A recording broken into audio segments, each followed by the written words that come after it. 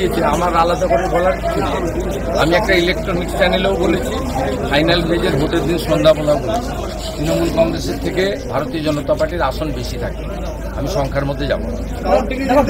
তৃণমূল গ্রুপে বলেছে যে তৃণমূল পার্টি 26 সিট বা তার বেশি পেতে পারে।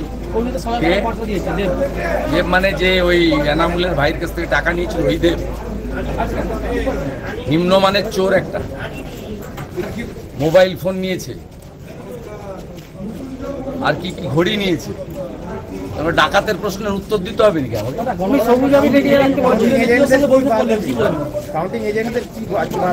আপনাদের বলুন,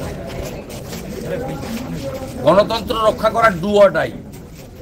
আইপ্যাক আর পুলিশ নোংরামি করলে গণধোলাই হবে। কলকাতা হাইকোর্ট আজকে 3টে থাপ্পড় মেরেছে মমতা পুলিশকে।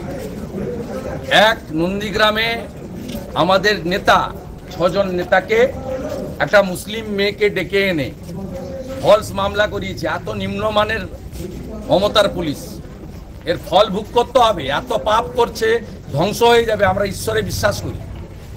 আজকে হাইকোর্ট তাদেরকে মামলায় স্থগিতাদেশ দিয়েছে।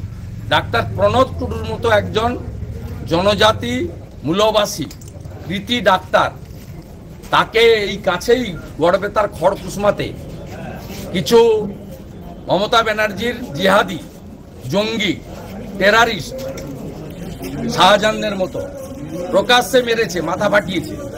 তারপরে তার নামে জামিন অযোগ্য ধারায় মামলা করেছেন, সেই মামলা স্থগিতাদেশ দিয়েছে। রেখা পাত্র শক্তি স্বরূপা বেরমজুর 2-তে আরেক শকত মোল্লা লুট করছিল, অত্যাচার করছিল, সেখানে গিয়ে বাধা দিয়েছিল, সেই কারণে তার বিরুদ্ধে জামিন অযোগ্য মামলা করেছিল। সেটাও কলকাতা হাইকোর্ট আজকে স্থগিতাদেশ দিয়েছে। 3টে বড় বড় থাপ্পড় কলকাতা হাইকোর্ট আজকে মমতার পুলিশের গালে লাগিয়েছে। কালকে কি রাজ্যে তাহলে গেরুয়া আবির উঠছে? কালকে রাজ্যে কি তাহলে গেরুয়া? সবাই জানে, আপনি নিজেও তো বিজেপিকে ভোট দিয়েছেন।